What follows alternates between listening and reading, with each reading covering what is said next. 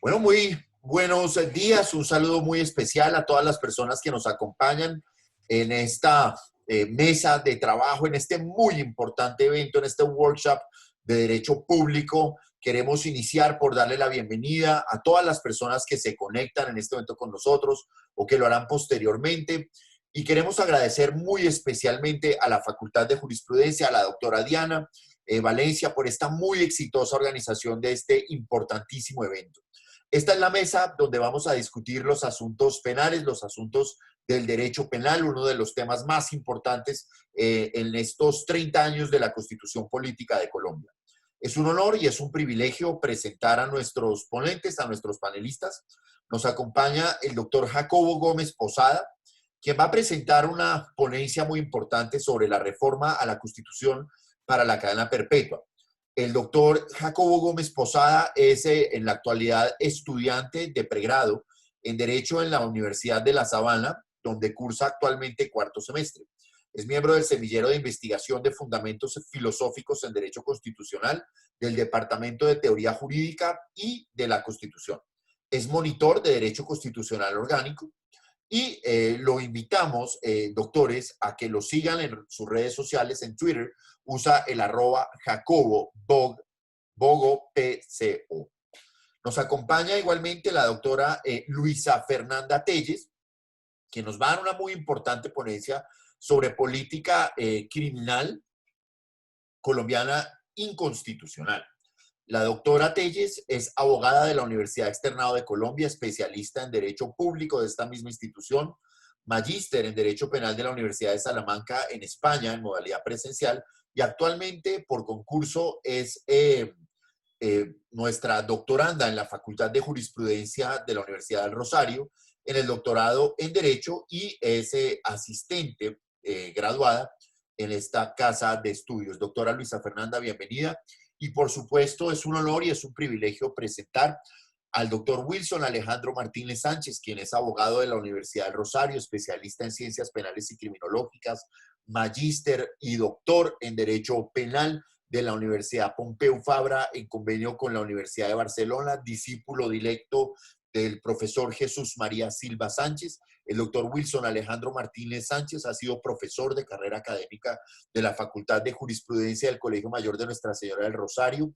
También, igualmente, por concurso de mérito, se ha desempeñado como asesor del despacho del Fiscal General de la Nación, vicefiscal general de la Nación, fiscal general de la Nación, procurador delegado en asuntos penales y disciplinarios. Es un litigante consultor en asuntos de derecho penal económico, lavado de activos, prolijo autor en derecho penal, quien por demás ha regentado diversas cátedras en nuestra facultad, entre ellas Derecho Penal General, Derecho Procesal Penal, Extinción de Dominio, Política Criminal, y es igualmente nuestro docente de extinción de dominio y regímenes penales especiales en la especialización de Derecho Penal. Para nosotros es un honor, además, que nos acompañe en su condición de director del Observatorio de Lavado de Activos y Extinción de Dominio de nuestra facultad, que no solamente creó, lideró, impulsa, sino que adicionalmente es hoy en día su director e insisto,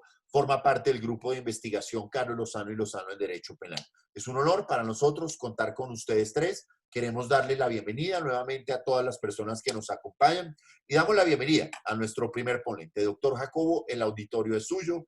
Muchísimas gracias y queremos oír su opinión sobre el acto legislativo 01 de 2020 y lo que tiene que ver con la cadena perpetua, invitándolo desde ya, si bien no es tema de que usted tuviera preparado, pero sus capacidades las conocemos todos, que nos dé una opinión sobre la imprescriptibilidad. Muchísimas gracias.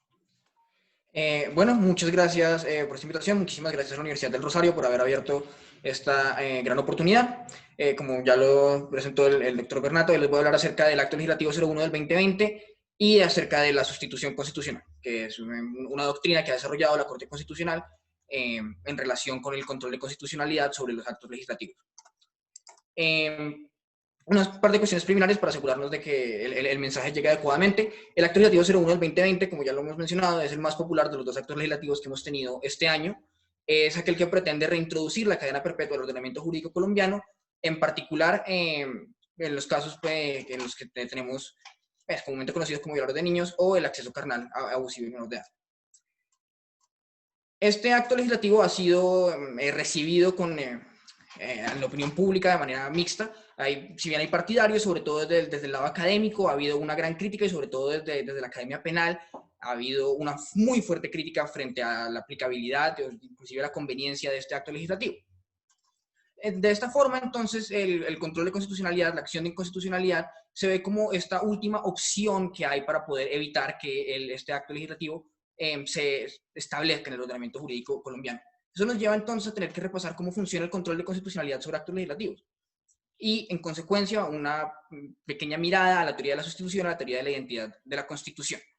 El control de constitucionalidad sobre los actos legislativos es una idea muy interesante. Si bien en el control ordinario, aquel que se ejerce sobre las leyes, lo que se busca es contrastar ciertos criterios de constitucionalidad, como las disposiciones constitucionales y la jurisprudencia, con una ley que haya sido expedida para salvaguardar la supremacía de la Constitución.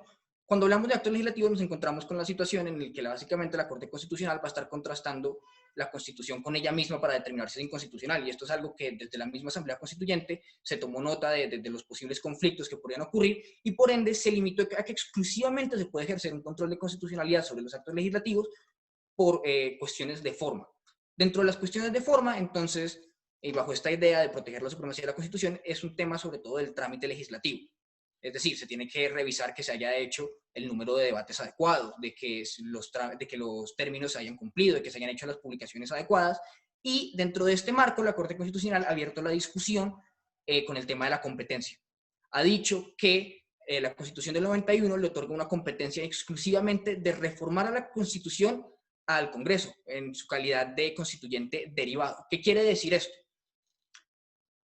Y aquí es cuando introducimos la teoría de la identidad. Básicamente, sostiene la Corte Constitucional y varios doctrinantes de que hay unos núcleos esenciales dentro de la Constitución del 91 que nos permiten distinguirla de ella de cualquier otra constitución en la historia y de cualquier otra constitución del mundo. Si una reforma constitucional busca suprimir, eliminar o inclusive introducir un cambio incompatible con una de estas ideas esenciales de la Constitución, no estamos ante una reforma, sino estamos ante un cambio de Constitución. Estamos sustituyendo la Constitución.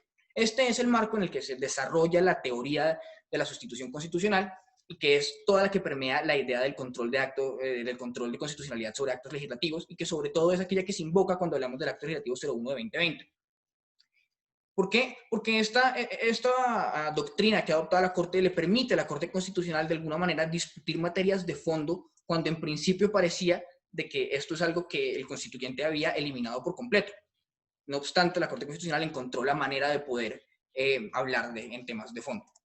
El test de sustitución es la metodología que ha utilizado la Corte Constitucional para determinar cuándo nos encontramos ante una sustitución o no. Es, como muchos de los otros juicios jurisprudenciales, una herramienta autoimpuesta por la Corte Constitucional que lo que permite es reconstruir su razonamiento. El test de sustitución fue introducido en 2003 y posteriormente tendría un desarrollo particular en 2005. Tiene una estructura silogística, donde la premisa mayor es el núcleo esencial. Básicamente vamos más adelante a encontrarnos con que hay ciertas ideas transversales en la Constitución que parecieran ser definitorias de esta misma, y en consecuencia la premisa mayor es ese esfuerzo por reconstruir esa idea. La premisa menor entonces busca encontrar la incompatibilidad de la modificación con el núcleo esencial.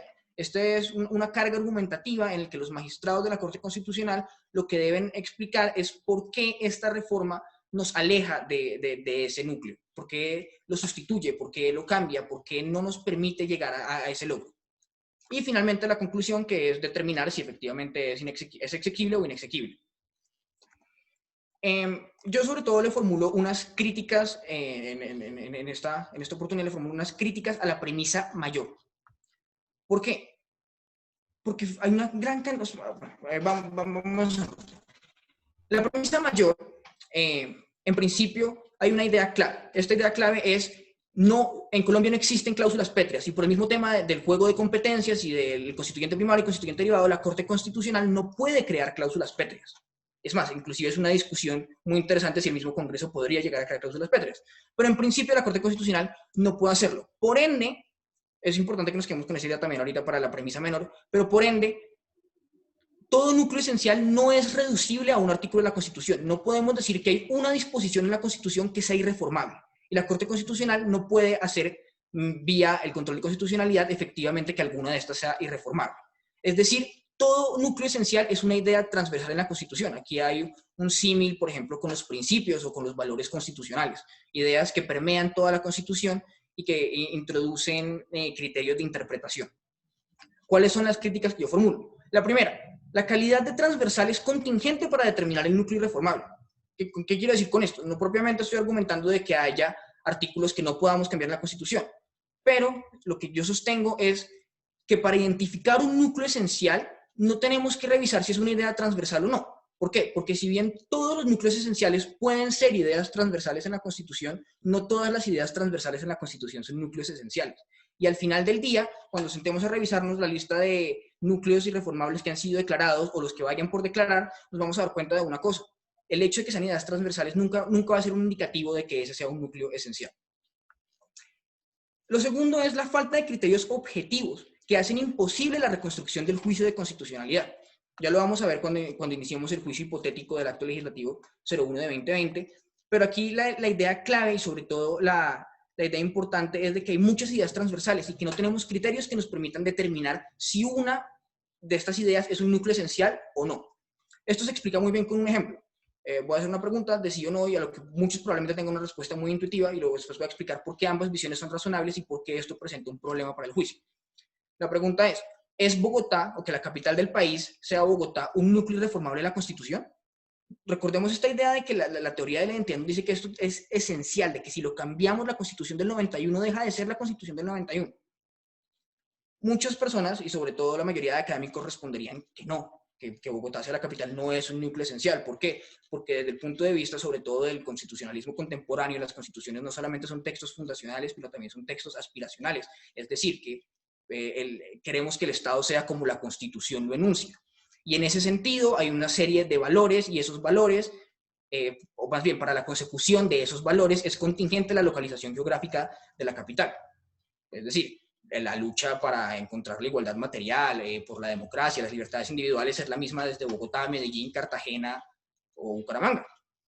Por el contrario, también hay quienes argumentarían que no, que la capital sea Bogotá es efectivamente un núcleo irreformable, porque la institucionalidad del país históricamente se ha desarrollado alrededor de Bogotá, que todas las relaciones interinstitucionales que existen están hechas basadas en la idea de que Bogotá es la capital y que si modificamos la localización geográfica, esencialmente estamos buscando replantearnos la institucionalidad, toda la institucionalidad nacional y que sufriría un cambio, un cambio irrevocable. ¿Sí? La institucionalidad nacional cambiaría por completo si hacemos eso y por ende es un núcleo esencial porque en el momento de cambiarlo la Constitución del 91 y la institucionalidad de la Constitución del 91 cambiaría por completo.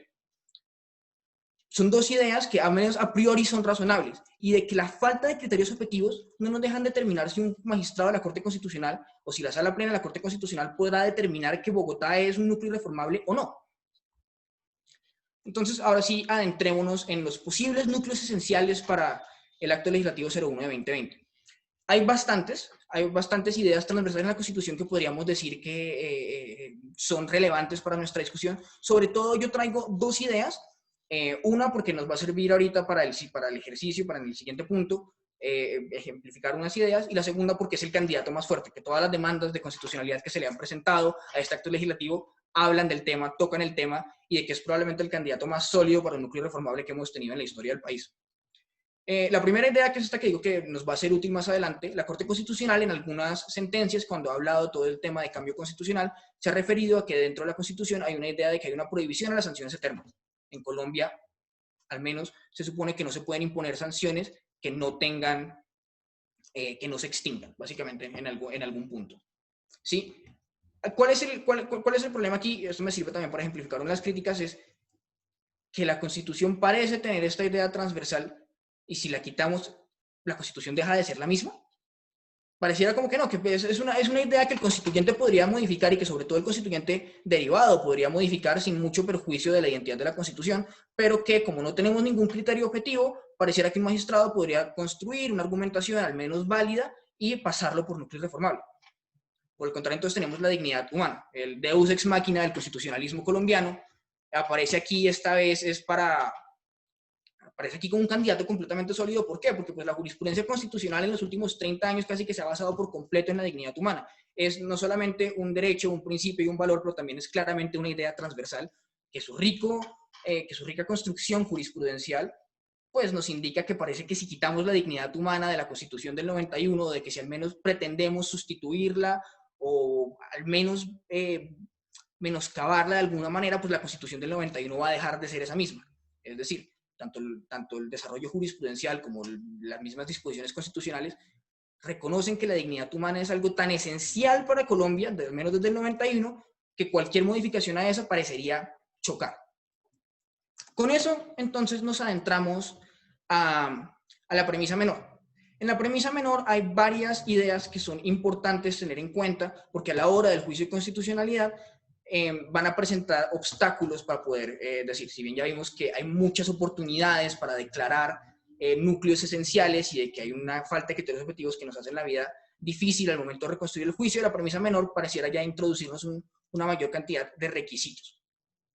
El primero es la prohibición de imponer límites materiales al poder de reforma. Esta cantidad de palabras elegantes se explican muy bien con el referendo reeleccionista. ¿Qué ocurrió en el referendo reeleccionista? Existe la creencia popular de que el referendo reeleccionista, con el que pretendía introducir la segunda reelección inmediata, es donde mayor desarrollo ha tenido la teoría de la sustitución. Varios académicos han señalado de que el desarrollo de la sustitución es realmente pobre en esa ocasión y que más que una razón de fondo fue una estocada final para ese proyecto de acto legislativo. Pero en este caso, y si revisamos con lupa lo que dice la Corte Constitucional respecto a la sustitución y el referendo reeleccionista, nos vamos a dar cuenta de algo. Introducir una segunda reelección inmediata en Colombia no quedó prohibido. Lo que quedó prohibido fue introducir una segunda reelección inmediata en Colombia bajo las condiciones institucionales de ese momento. ¿Por qué? Porque la Corte determinó que si había una segunda reelección inmediata, debido al escalonado de posesionamiento en los cargos públicos, pues se iba a acumular una gran cantidad de poder en el presidente y que debido a eso se iba a vulnerar de alguna manera, mínima o mayor, la separación de poderes. ¿Por qué noto esto? Porque eso significa que el Congreso de todas maneras podría tramitar una segunda reelección inmediata si así lo quisiese. Simplemente tendría que resolver el primer problema, que es cómo esa reforma tenía una incompatibilidad con el núcleo esencial, que en ese momento fue la separación de poderes. Es más, si nos damos cuenta, esa revisión al sistema de pesos y contrapesos que la Corte propuso en ese momento, de alguna u otra manera, lo que inspiró el acto legislativo de 2015, la reforma al equilibrio de poderes, donde se introdujo la Comisión Nacional de Disciplina. Desde un punto de vista histórico, las ideas que se expresaron en ese acto legislativo surgieron a partir de la idea del referendo reeleccionista y de la idea de que la Corte invitó a esa idea, para no perder un poco el tema. Básicamente, la Corte Constitucional no le puede decir al Congreso expresamente que no puede hacer algo. Tiene que haber una relación causal entre el núcleo esencial, una relación causal entre el núcleo esencial que es completamente incompatible con la reforma que se pretende introducir. ¿Cómo aplica esto entonces al acto legislativo 01? Aquí se vuelve clave una idea, y es que la cadena perpetua que se pretende introducir es una cadena perpetua revisable. Si vamos con la idea de la dignidad humana, entonces vamos a adentrarnos en al menos tres vías de discusión que yo considero importantes. También cabe aclarar que en este punto, con el ejemplo anterior, nos damos cuenta de que si decimos que el núcleo irreformable es la prohibición de las sanciones perpetuas, pues obviamente ya encontramos la incompatibilidad directa. Es decir, si ese fuera el núcleo irreformable, lo que nos vamos a dar cuenta es de que sería inconstitucional a todas luces, sí y solo si logramos encontrar una manera alrededor de la imposición de límites materiales al poder de reforma. ¿Por qué traigo a colación esto? Y es que uno de los obstáculos más grandes que tiene el acto legislativo 01 de 2020 es cómo no hacer, o al menos el juicio de constitucionalidad es cómo no hacer de que ese artículo que se pretende modificar se convierta en una cláusula pétrea, que es algo que a todas luces y bajo toda jurisprudencia no se puede hacer. Volviendo. ¿Cuáles son estas tres líneas de argumentación que se pueden presentar? La primera, que es totalmente incompatible con la dignidad humana por instrumentalizar al sujeto. Si vamos a la descripción sencilla de la dignidad humana que alguna vez se promovió la Corte Constitucional, se reduce en tres ideas: vivir bien, vivir sin humillaciones, y vivir como se quiere. Casi se me fue. de vivir sin humillaciones se desprende la idea de que la persona es un fin en sí mismo y de que por ende no se puede instrumentalizar al sujeto. Y de que si nos devolvemos a las teorías de la función de la pena, sobre todo aquellas de que nos hablan de la prevención general negativa, nos vamos a dar cuenta de algo. La cadena perpetua, al menos desde un punto de vista abstracto y teórico, nos quiere decir, lo que pretende es mandar un mensaje a la sociedad. Y pretende mandar ese mensaje a la sociedad por medio de la imposición de una pena desproporcionada con el sujeto para así reafirmar el derecho vigente. ¿Sí? Con esa idea, obviamente muy resumida de la teoría de la pena, se puede decir que a todas luces es contrario a la dignidad humana la introducción de cualquier tipo de cadena perpetua. Esa sería una de las primeras ideas. Otra vez vuelvo y juego, yo aquí creo que el obstáculo más grande es que de alguna u otra manera crearíamos una cláusula pétrea. La segunda, que la revisabilidad no es una garantía suficiente para proteger la dignidad humana. Es decir, que si bien en abstracto el hecho de que la cadena perpetua sea revisable puede verse como una garantía para no vulnerar la dignidad humana, los términos en los que está formulada esa garantía en el acto legislativo 01 de 2020 no son suficientes para garantizarle al juez de que la dignidad humana nunca se va a ver violada.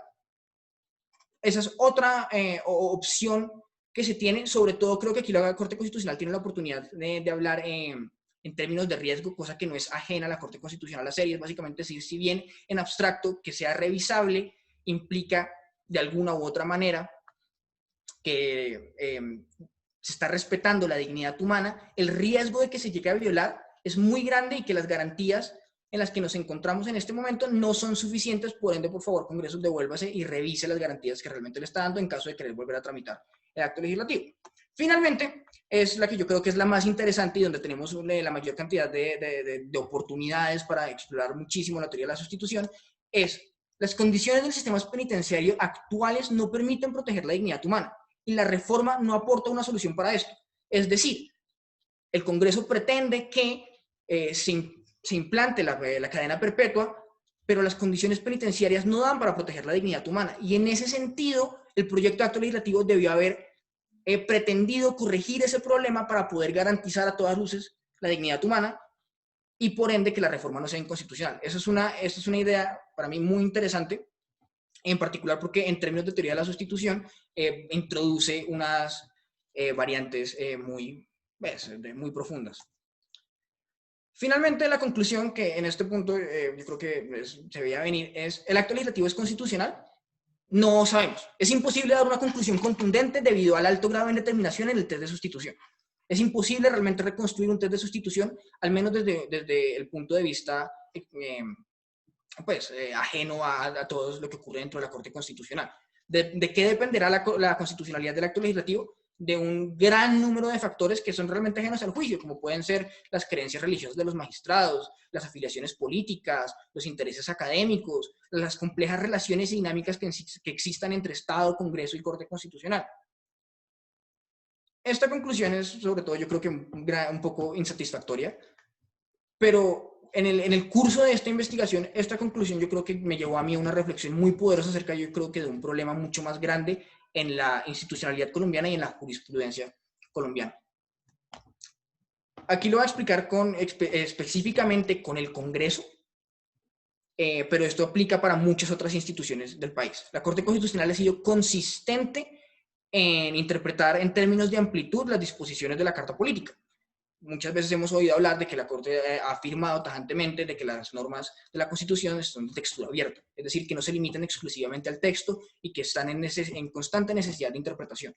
El problema es que yo creo que ya llegamos a un punto en el que estamos interpretando demasiado amplio. En el derecho público hay algo muy interesante, y es que la norma de competencia tiene una relación muy interesante con el funcionario público. En todo momento el funcionario público está amarrado con una camisa de fuerza a su norma de competencia. Si en el derecho privado tenemos la idea de que los particulares pueden hacer todo lo que no está prohibido, en el derecho público los funcionarios pueden hacer exclusivamente lo que su norma de competencia les permite hacer. Cuando la Corte Constitucional interpreta la Constitución de manera amplia y dentro de la Constitución hay un gran número de normas de competencias, genera un problema, y es para los funcionarios públicos hace incomprensible su norma de competencia. Yo no puedo saber exactamente hasta dónde llega la competencia del Congreso, porque para hacerlo tengo que conocer toda la teoría de la sustitución, y en miras a eso, el juicio jurisprudencial adecuado es irreconstruible. yo como congresista no puedo saber si al tramitar, no puedo saber con total certeza si al tramitar un proyecto de acto legislativo estoy sustituyendo o no la Constitución. Esto genera una dependencia de las instituciones en los fallos de la Corte Constitucional. Y esta dependencia tiene sobre todo un efecto, a mi parecer, nefasto. ¿Cuál es este efecto? Si nos ponemos en la posición del Congreso, el Congreso se encuentra en una de dos situaciones. La primera, tramitar un acto legislativo, invertirle toda una cantidad de recursos, tiempo, dinero, esfuerzo en hacer posible esta reforma para que la Corte Constitucional nos diga básicamente que casi desde un principio eso no se podía hacer. O por el contrario, esperar a que la Corte Constitucional me diga qué puedo hacer y antes de hacer eso intentar no hacer nada o hacer lo mínimo. Es decir, de alguna u otra manera, la dependencia que nos genera la Corte Constitucional por sus interpretaciones excesivamente altas está promoviendo la pasividad institucional. Y eso es un problema, yo creo que gigante en el marco de un Estado social de derecho, en el marco en el que estamos buscando la igualdad material, en el que las instituciones deben supuestamente velar porque los individuos se encuentren en unas situaciones en unas, pues, va a ser redundante, unas condiciones de igualdad, pero que eso tiene un significado filosófico muy fuerte en el que las personas se supone deben encontrar un mínimo de un estándar de vida y de que no tenemos tiempo para que las instituciones nos digan, no, es que yo no sé qué hacer, tengo que esperar a que la Corte Constitucional me diga qué hacer. Yo creo que eso es una reflexión muy interesante que nos deja ver un poco un problema que para mí cada vez es más aparente en el comportamiento de la Corte Constitucional y que muy probablemente nos está llevando a consecuencias que a lo mejor no hemos terminado de ver. Es más o menos mi presentación. Muchas gracias por su atención. Doctor Gómez, felicitaciones. Excelente su presentación, excelente esta reflexión que nos deja y vamos a dejarle la duda, doctor, sobre lo siguiente. La Corte Constitucional ya se ha pronunciado en otros escenarios, particularmente señalando que las inhabilidades perpetuas para agresores de menores no son compatibles con nuestra Constitución, en decisión de septiembre de este año. Más allá de la reflexión que usted plantea, quisiera que se quedara pensando en cuál es su pronóstico frente a lo que va a fallar la Corte Constitucional en el aluvión de demandas que se han presentado contra esta regla. Nuevamente, nuestras felicitaciones, nuestro reconocimiento, la Facultad de Jurisprudencia, la Universidad del Rosario, de verdad que le transmite una felicitación a usted, por conducto suyo a la Universidad de La Sabana. Bienvenido siempre y muchísimas gracias. Le damos la palabra a la doctora Luisa Fernanda Telles para que nos hable de la política criminal en estos 30 años de vigencia de la Constitución. Doctora, como siempre, muchísimas gracias y el auditorio es suyo. Doctor Bernate, muchísimas gracias. También quiero hacerle extensiva mi felicitación al doctor Jacobo. Me gustaría debatir mucho lo que acabo de decir y lo va a ver tal vez en mi presentación, porque tenemos de pronto muchos puntos que no coincidimos. Sin embargo, es un planteamiento bastante interesante que me hizo pensar muchísimo, pero espero también que mi presentación lo ponga a pensar y de pronto lleguemos a una conclusión entre los dos. Entonces, doctor Jacobo, ¿usted me podría permitir la pantalla? Gracias.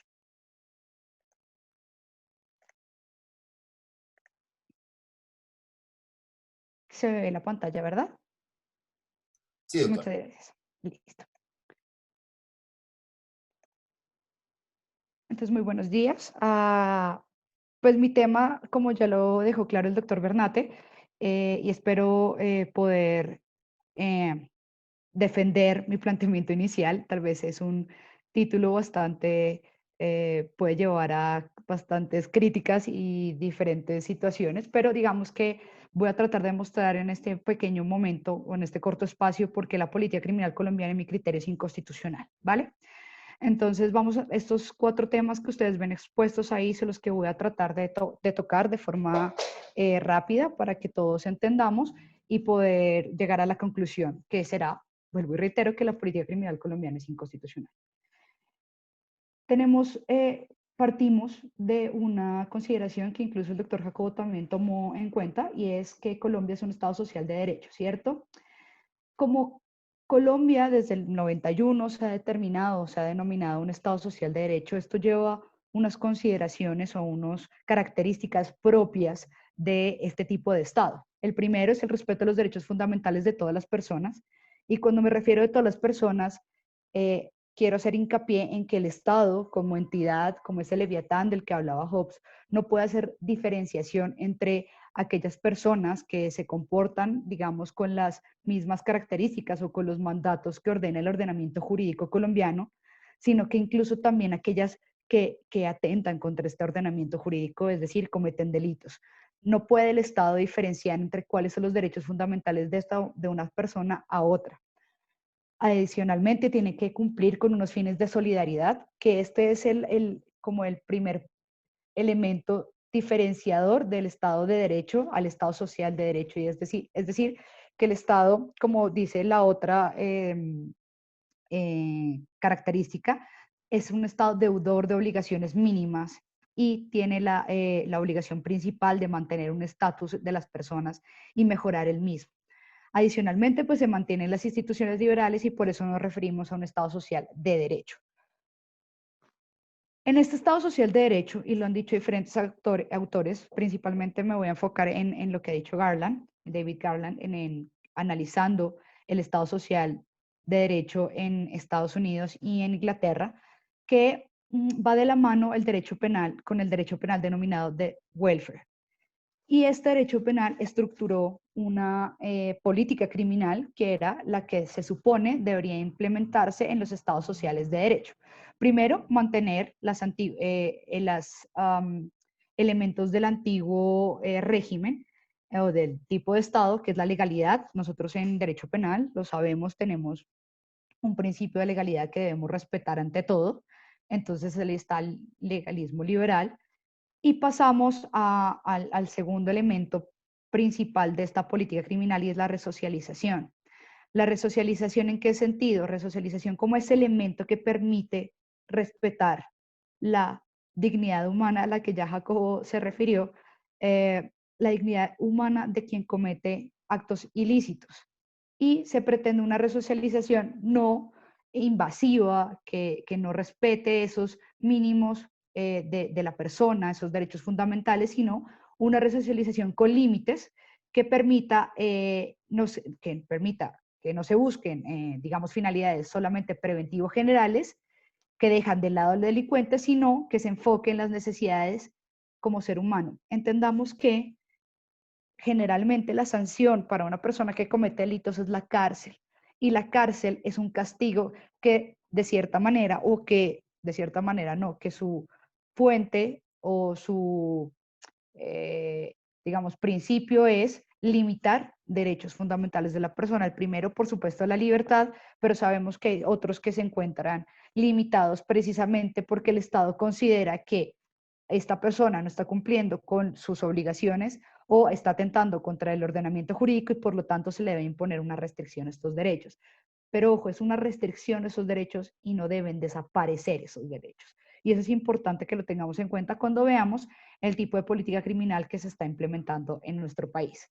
El welfare se refiere al bienestar del procesado y condenado durante la investigación, la imposición de la sanción y la ejecución de la pena. Yo me voy a enfocar en este momento a hablar en el momento de la ejecución de la pena, porque la resocialización es en este momento en donde entra en juego. Nosotros podemos concluir que hay muchas funciones que cumple el derecho penal y la pena como tal, pero cuando la persona se encuentra en la cárcel, se ha dicho desde el inicio, y lo veremos por parte de la Corte Constitucional, pero también de muchos penalistas alrededor del mundo, es que la pena, la función que debe buscar en este momento es la de resocialización, porque esta es la única que tiene relación con la dignidad humana. La única forma que nosotros tenemos para que se mantenga la dignidad humana de una persona y se protejan sus derechos es imponiendo el individuo. La cárcel no se vea, que la cárcel no se vea como ese lugar en donde nosotros desaparecemos y sacamos del conglomerado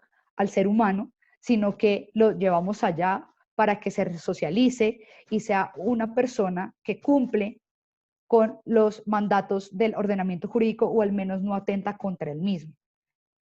Y finalmente, la herramienta que considera el penal welfare ayuda a que durante toda esta política criminal, no solamente con la imposición de la pena, sino también cuando se encuentra como una, digamos, como cuando se está estructurando la forma en la que el Estado va a responder a un hecho ilícito, y pretende que esta conducta no se materialice, también debe tomar elementos de la criminología.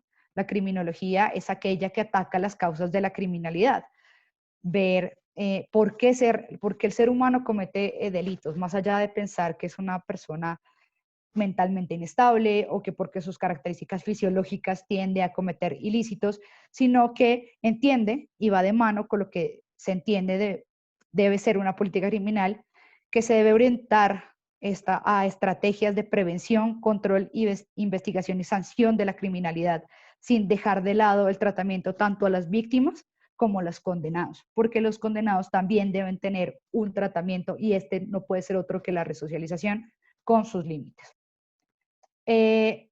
Posteriormente vemos cómo el Estado de Derecho en los años después de su estructuración, estoy hablando de esta forma general y luego ya volvemos a Colombia, tuvo una crisis y por lo tanto el derecho penal welfare se vieron en este momento la implementación de mecanismos o de sistemas económicos como el neoliberalismo que llevó a que se impusiera nuevamente en nuestros países la oferta y la demanda como forma de regulación de la economía y se dejara de lado este sentimiento que se había creado con el Estado Social de Derecho y es la igualdad social, la ayuda y la creación de oportunidades para todas las personas.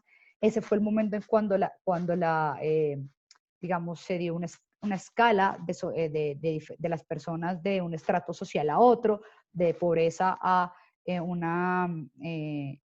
un estado social de clase media. Sin embargo, esto llegó a una crisis, precisamente porque el modelo neoliberal, ustedes saben que maneja la oferta y la demanda y es cada quien con lo que tiene debe llegar a crear sus propias oportunidades. El Estado ya no puede ser un Estado benefactor y debe manejarse y todo se va a manejar con ese intercambio de oferta y demanda. ¿Qué pasó? Que no todo el mundo ni todas las personas tenían estas capacidades y se llevó a que se crearan problemas sociales como la pobreza y la delincuencia. Esto creó unos sentimientos en la sociedad y fue el miedo.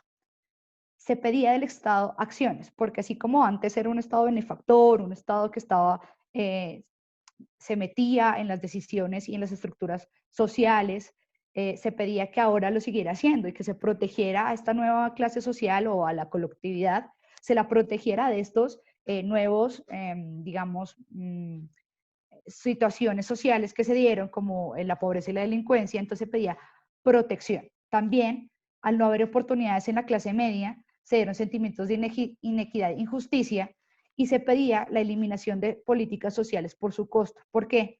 Porque si estamos en un modelo neoliberal, se entiende que cada quien tiene la capacidad para ofrecer y demandar, ¿cierto? Entonces, si el Estado está como un Estado benefactor dándole capacidades a un cierto grupo, eso genera en el pensamiento colectivo una desigualdad. ¿Qué pasó? Cuando se dieron todas estas situaciones sociales y estos sentimientos, pues empezaron a nacer discursos políticos, y esto lo analiza muy bien David Garland, empezaron a crearse discursos políticos que fueron reforzados a su vez por los medios de comunicación, que les decían al electorado, tranquilos, no se preocupen, elíjanme a mí o continúen eligiendo a estos, digamos, a estas personas que están en el poder, porque nosotros vamos a lograr lo que el anterior no pudo, y es quitar y desaparecer la pobreza y desaparecer principalmente la delincuencia. Y les voy a generar unos sentimientos contrarios, es decir, protección, igualdad, etc. Entonces, con estos discursos se crearon las políticas criminales populistas punitivas como solución. Le reitero, yo me voy a enfocar en la aplicación de la sanción. Entonces, estas nuevas propuestas que cada uno de estos nuevos personas políticas que querían convencer a su electorado para llegar al poder, estructuraron una vez, después de que eran elegidos, estructuraron las políticas populistas punitivas que tienen estos tres elementos. Primero, castigo para algunas conductas y castigo simbólico para otras, es decir, aquellos delitos como los hurtos, las estafas, los que más generaban esos sentimientos de inestabilidad, de miedo en la sociedad. Estos fueron atacados y se fueron subiendo poco a poco y se iba subiendo poco a poco la pena y la sanción, porque decían, claro, no se preocupen, que mi forma de mostrarles a ustedes que estoy cumpliendo con esto, a lo que me comprometí, es llevando a la gente a la cárcel. Entonces empezamos a subir las penas, las sanciones para estas personas. Pero por el otro lado, se dejaron muchas conductas con castigo simbólico. Los delitos que nosotros denominamos delitos de cuello blanco, aquellos que cometían precisamente los que estructuraban estas políticas públicas, dejaron de subir sus penas o incluso se redujeron estas penas para que las personas, digamos que porque ahora el pensamiento o el punto focal de la sociedad estaba en esos delitos que cometían con más continuo, de forma continua, digamos, y que más se presentaban por medio de los medios de comunicación, que a su vez eran manejados por estos políticos o por estas personas que les interesaba que el mensaje llegara a la colectividad, ese mensaje de seguridad. Entonces, la gente ya no se enfocaba en estos delitos que cometían miembros que hacen parte de la creación de estas políticas o miembros del sistema político actual, sino en estas, digamos, microeventos que se presentaban y que eran reiterativamente presentados por los medios de comunicación. Ahí está el segundo elemento, que es el aumento de las condenas y sanciones severas, que como lo escribí, lo veremos más tarde, como lo decía Jacobo, pues con la modificación de la pena permanente revisable en Colombia, pues esto es una forma, y lo veremos después, de ver cómo se aumentan las condenas y las sanciones precisamente en aquellos delitos que más tocan el nervio de la sociedad. Y pues se da un excesivo encarcelamiento, que esto ha llevado a una hiperpoblación de las cárceles, como vemos actualmente en Colombia. Todos estos elementos atentan contra la dignidad humana porque tal como y perdón que me refiera tanto a lo que decía Jacobo, pero pues lo tenemos de referencia, tal como lo decía Jacobo, entre más tiempo pase una persona o se tome a la persona como un medio de demostrar utilitarista, de demostrar que sí se está haciendo justicia, que sí se está llevando seguridad, al tener a una persona encerrada mucho tiempo en la cárcel, pues eso atenta definitivamente contra su dignidad humana, porque los derechos fundamentales a los que tiene se van a ver de forma permanente regulados y se van a ver restringidos. Y eso no es una de las obligaciones, o sea, eso no es una de las, digamos, elementos fundantes del Estado. Ahora, yo quería decir algo y me adelanto al debate de pronto, y es que esto que tenemos en Colombia, el Estado Social de Derecho, no solamente es de la Constitución de 1991, sino que fue uno de los avances que históricamente crearon el Estado Social de Derecho, porque nos dimos cuenta que el Estado de Derecho no era suficiente, ¿vale? Entonces no creo que solamente sea una cosa transversal a la Constitución, sino que yo creo que no podemos olvidarnos que la dignidad humana funda el Estado, y eso lo veremos un poco más adelante. Tal como lo dice Peretti, las cárceles no son elementos de resocialización, sino todo lo contrario, de desocialización, precisamente porque a la persona se la encierra, se la lleva, se la extrae de la sociedad, se la encierra por un tiempo y sus roles sociales van desapareciendo hasta que la persona, su único rol es ser un prisionero, es hacer parte de la cárcel. Pero cuando esta persona vuelve a la sociedad, ya no puede ejercer sus roles sociales, ni de padre, ni de hijo, ni de trabajador, ni de nada, porque todo el tiempo ha estado en la cárcel. Entonces, pedirle a una persona que vuelva a la sociedad sin que se le haya dado un tratamiento en la cárcel, porque los tratamientos en las cárceles no existen, sino que simplemente se ven como esos sitios en los cuales se desaparece a la persona para que se le dé una imagen a la sociedad utilitarista, como decía Jacobo. Se utiliza a esta persona, se lo lleva a la cárcel, se lo encierra ya por un periodo de tiempo para que la generalidad de la sociedad crea que se le está generando digamos, una seguridad. Esta persona ya no va a poder reincorporarse al conglomerado social y simplemente el Estado actuó y lo sacó de este conglomerado social, cuando una persona, a pesar de cometer delitos, tiene derechos fundamentales y no se puede tratar como si fuera un objeto. El Estado colombiano. Entonces, desde 1991 tenemos que Colombia es un Estado social de derecho, fundada en el respeto a la dignidad humana, como decía Jacobo, y por todo que me reitere tanto, pero es lo mismo. La dignidad humana es un principio, es un derecho y es un valor fundante del Estado colombiano. Y la ley 599 del 2000, en su artículo 1, dice que la dignidad humana será un elemento fundante del sistema penal, ¿vale? No sistema penal acusatorio, sino de todo el conglomerado penal. Bueno, aquí tenemos que desde el inicio la Corte Constitucional dijo que la dignidad era un punto central y era el punto de fusión entre el Estado de Derecho y el Estado Social de Derecho. No es una cosa accesoria, sino que es la esencia misma, y por eso es muy interesante lo que plantea Jacobo, porque cómo va la Corte a cambiar esto que ha dicho desde el inicio, desde su creación, y que no ha cambiado hasta el momento. No he visto ninguna sentencia en la que diga que la dignidad humana ya no es el elemento central del Estado Social de Derecho. Y aquí hay una cosa importante, que era lo que yo ya les decía, que cuando se ejecute la pena, debe predominar la resocialización del delincuente, no porque esta es la única consecuencia natural de un Estado social de derecho, porque nos encontramos fundados en la dignidad humana. Solo la resocialización puede ser la pena que se busque al imponer cuando se pone la sanción, porque es la única que es acorde a un Estado social de derecho, porque se funda en la dignidad humana. Ay, perdón.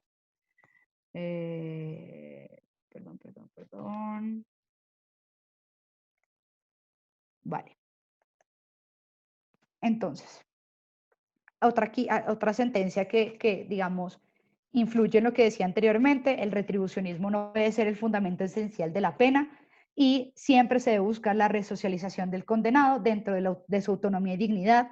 Esto es importante aclararlo, porque no se trata de imponerle al condenado como en la película La Naranja Mecánica, los valores y principios del Estado de forma arbitraria y contraviniendo algunos derechos fundamentales que tiene, sino se pueden implementar, gracias a la criminología, diferentes modelos para que se dé la resocialización. Entonces, Colombia es un Estado social de derecho, por lo tanto, todo el ordenamiento jurídico se funda en la dignidad humana. Entonces, la política criminal del país, que hace parte de este conjunto de normas o de una sola norma que hace la política criminal, debe buscar la resocialización siempre del individuo, porque de lo contrario será una política criminal inconstitucional. Importante a tener cuenta, pues yo les decía que la cárcel no es un instrumento de resocialización, sino al contrario, desocializa. La cárcel es un mal necesario. Yo considero que no se debe eliminar la cárcel, como lo dicen muchos autores penalistas, sino que debe acomodarse a las finalidades del Estado Social de Derecho, y se va a acompañar, digamos, esta cárcel con una buena política criminal, una política criminal constitucional acorde a las necesidades. Y no se trata de impunidad, sino de atacar realmente las causas y sus efectos, no solamente, no solo sus meros efectos. No se trata de sancionar y sancionar y sancionar al que comete delitos, sino más bien evitar que las personas cometan esos delitos, y esto es posible hacerlo mediante la política criminal. ¿Cómo es la política criminal hoy en día? Vamos a ver algunas modificaciones representativas. La ley 1453 del 2011, vemos que creó nuevos tipos penales, todos, el mayor tiene hasta 60 años como pena máxima de privación de la libertad. Todos van entre 2 como mínimo, 5 años, 9 años, pero son penas bastante altas. La misma, seguimos con la ley 1474 del 2011, también 4 y 8 años, de 5 a 9 años, de 6 a 12 años, cada vez aumentando y aumentando, como vemos, las sanciones. Vemos sanciones desde 13 años hasta 27, 23 años. No me estoy deteniendo a analizar la gravedad de cada uno de estos artículos, sino simplemente los límites punitivos que desde la ley 599 del 2000 se han creado. ¿Sí? Siempre, como vemos, la tendencia es aumentar penas. Y aquí tenemos la incorporación de 2 tipos penales que, a mi juicio y sin entrar mucho en debate, fueron creados en momentos en los cuales la colectividad pedía al Estado una sanción, porque fueron eventos muy macabros. Por ejemplo, el feminicidio, la ley Rosa Elvira Celi. Pues los medios de comunicación duraron mucho tiempo demostrándolo y mostrándolo y mostrándolo y mostrándolo. De hecho, esta ley, la ley 1761 del 2015, se hizo de forma express. Es la ley, yo creo que una de las más rápidas que se ha votado en este país, y pues ven que los límites punitivos son muy altos. Ahora, pues no me voy a detener aquí. Es el acto legislativo 01 del 2020. Es, pues, obviamente habla sobre un tema que la gente es muy sensible en este tema, y es los daños que se le pueden ocasionar por actos homicidas o de accesos sexuales a un niño, una niña o un adolescente.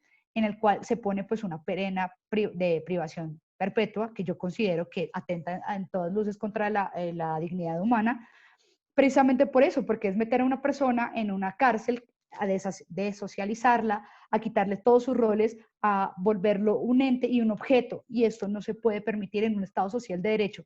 En Colombia y en cualquier Estado social de derecho me parece que aquellos que tienen una prisión perpetua atentan de una u otra manera contra este principio.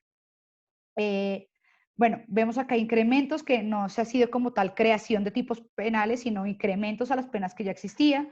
Generalmente la ley 1453 del 2011, más o menos el promedio de aumento de años fue de 2,46 años. Dos de los artículos pasaron de multa a ser sancionados con privación de la libertad, sin que se explicara muy bien por qué, porque antes se multaba y ahora es necesario llevar a la persona y privarle de su libertad. Y bueno, acá hablo de los delitos de lesión y de peligro, sin embargo, pues esta parte no es muy importante en lo que hemos debatido. Para darles un ejemplo, el delito de fabricación, tráfico, porte o tenencia de armas de fuego, desde la ley 1453 de 2011, antes tenía una pena de 4 a 8 años, ahora tiene una pena mínima de 9 a 12 años, o sea que el incremento fue de 5 años para la máxima, perdón, de 4 años para la máxima y 5 para la mínima, y el agravante duplica estos límites punitivos. El ejemplo es el siguiente: ustedes tienen, como personas, se encuentran en su vehículo, cargan una bala, porque también son partes o municiones, una bala en su bolsillo, no tienen permiso para hacerlo, se encuentran en su vehículo, el vehículo es un agravante, ustedes se enfrentan a una pena mínima de 12 años. Y esto, pues en un Estado social de derecho, me parece que es una pena irrisoria y que no corresponde a ninguno de los principios constitucionales. Adicional a todo lo que yo les he dicho, estas leyes se han creado sin que se demuestre si sirven o no para la reducción de la criminalidad. Y lo que se ha visto, por lo menos hasta el 2018, es que ninguno de estos delitos que se han ido paulatinamente aumentando se ha logrado disminuir la criminalidad. O sea que realmente ese sentimiento de tranquilidad o de seguridad en un Estado social de derecho, las políticas públicas, perdón, criminales, populistas, punitivas, no cumplen con su finalidad. Se siguen creando los delitos, sigue existiendo delincuencia y no se está atacando desde el origen. Simplemente se dan cuidados paliativos, en últimas, a unos, digamos, comportamientos que han sido reiterativos y que ninguna de las políticas que se han propuesto hasta el momento han servido para eliminarse. Por eso la conclusión es que la política criminal colombiana es inconstitucional. La Corte Constitucional, en la sentencia T-762 de 2015, cuando analizó el problema de la sobrepoblación de las cárceles colombianas, dijo que la política criminal era poco reflexiva, volátil, incoherente y subordinada a la política de seguridad. En otras palabras, era una política populista punitiva, y se estipularon en esta sentencia elementos mínimos para estructurar la política criminal, pero no se ha hecho caso de esto, y un ejemplo es el acto legislativo que pues se presentó con anterioridad, es decir, más pena privativa de la libertad para toda la vida, lo cual pues atenta contra, pues, mi criterio no es acorde con un Estado social de derecho. Y aquí vemos aumento de penas y sanciones severas, que ya se ha demostrado que se ha dado de forma continua en los últimos años. Excesivo encarcelamiento, que no resocializa, es un atentado a la dignidad humana y por lo tanto la política criminal colombiana es inconstitucional. Muchísimas gracias. Doctora, impresionante su ponencia, sus puntos de vista críticos, las cifras, felicitaciones, de verdad es una ponencia formidable, doctora, y las conclusiones a las que usted llega abren el debate sobre si entonces está funcionando o no la Comisión de Política Criminal, el Consejo de Política Criminal. Si adicionalmente, doctora, nos hace algo falta, porque lo que usted ha dicho es más o menos lo que uno oye siempre a los expertos en los medios de comunicación, en las redes, pero a pesar de eso, se hacen oídos sordos en el Congreso. ¿Qué nos falta? ¿Qué está pasando, doctora, que no funciona? Entonces, ahí dejamos eso para el debate y es un honor, es un privilegio, es un gusto darle ahora la palabra al doctor Wilson Alejandro Martínez Sánchez, nuestro director del Observatorio de Lavado de Activos y Extinción de Dominio, nuestro investigador en nuestro grupo de investigación, nuestro profesor de tiempo completo y uno de los penalistas más destacados que tiene Colombia. Doctor Martínez, gracias por estar acá, gracias por acompañarnos y tenemos todas las ganas de oírlo con sus puntos de vista siempre tan acertados. Muchísimas gracias. El auditorio es suyo, doctor Martínez. Bueno, muchísimas gracias al doctor Bernate, un saludo a mis panelistas. La hora no nos ayuda, lamentablemente estamos ya sobre el borde de la 1 de la tarde. Quisiera hacer una muy breve intervención para pegarme a los horarios establecidos y no agobiar al auditorio con presentaciones extensas. Simplemente quiero mencionar lo siguiente, que es un poco reflexiones de orden dogmático y constitucional que guardan relación con lo que han dicho mis predecesores. Y también debo de entrada señalar que yo tomo distancia y me aparto de algunas de las conclusiones que han puesto algunos de ellos, principalmente y con todo el respeto me aparto de la posición que ha fijado Luisa Fernanda. Es importante señalar lo siguiente y con esto quisiera empezar. Estamos en el año 2020. La sociedad en la que vivimos hoy realmente tiene muy poco que ver con la sociedad que existía a finales del siglo XVIII en la Revolución Francesa, cuando los grandes tratados del derecho penal liberal fueron escritos. Cuando Beccaria dijo en su momento que el derecho penal era la carta magna del delincuente, el paradigma al que él se enfrentaba era un paradigma social muy distinto al que nos enfrentamos hoy en día. Y ni qué decir pues también de lo que ocurrió con el origen del derecho penal moderno, no solamente dentro de la escuela positivista italiana, sino también de la escuela positivista y causalista alemana de la segunda mitad del siglo XIX, cuando el profesor Franz von Liszt pronunciaba su famosísimo programa de Marburgo y decía que el derecho penal era la barrera infranqueable de la política criminal. Su paradigma social era completamente diferente al que nos enfrentamos hoy en día. Para comenzar, pues en esa época ninguna estructura estatal de persecución penal se enfrentaba a un fenómeno como el que nos enfrentamos hoy, denominado crimen organizado, y mucho menos un crimen organizado transnacional. Las dimensiones de la criminalidad, el nivel de sofisticación y complejidad y las modalidades delictivas a las que nos enfrentamos hoy no tienen ningún paradigma ni ningún antecedente en la historia de la humanidad. Y por supuesto, el proceso de reivindicación que han venido adquiriendo no solamente las víctimas individuales, sino las víctimas colectivas dentro del derecho penal y el derecho procesal penal, supone necesariamente unas transformaciones importantes del paradigma. Todo esto para señalar que nosotros tenemos que entender el derecho penal moderno de una manera diferente. No podemos seguir insistiendo de una manera tosuda, de una manera terca, en tratar de entender las categorías modernas del derecho penal sobre los paradigmas clásicos. Yo creo que estos autores que insisten en el regreso al viejo y bueno derecho penal liberal están cerrando los ojos a una transformación social que es evidente y a la que tenemos que hacer frente. Esto para señalar, pues evidentemente que el rumbo y el derrotero que está tomando el derecho penal moderno tiene que ser analizado a la luz de la política criminal. Fíjense que justamente el derecho penal clásico, el derecho penal del causalismo alemán, tenía una ambición particular, que era ganar cientificidad en el derecho. Esa era la ambición que tenía von Liszt, que tenía Belling, que tenía Winding, que tenían diferentes autores causalistas alemanes. Era lograr que el derecho penal fuera reconocido como una ciencia. Precisamente por eso trataron de expurgar del derecho penal cualquier elemento que pudiese generar distorsiones o que pudiese hacer impredictible la decisión judicial. Al punto que von Liszt llegó a decir que el derecho penal era la barrera infranqueable de la política criminal y que la función del operador judicial era la aplicación de la dogmática para emitir una sentencia consistente en la aplicación del derecho al caso concreto, pero que si la solución al caso concreto no era político-criminalmente satisfactoria, eso era un problema del legislador y que los jueces no hacían política criminal.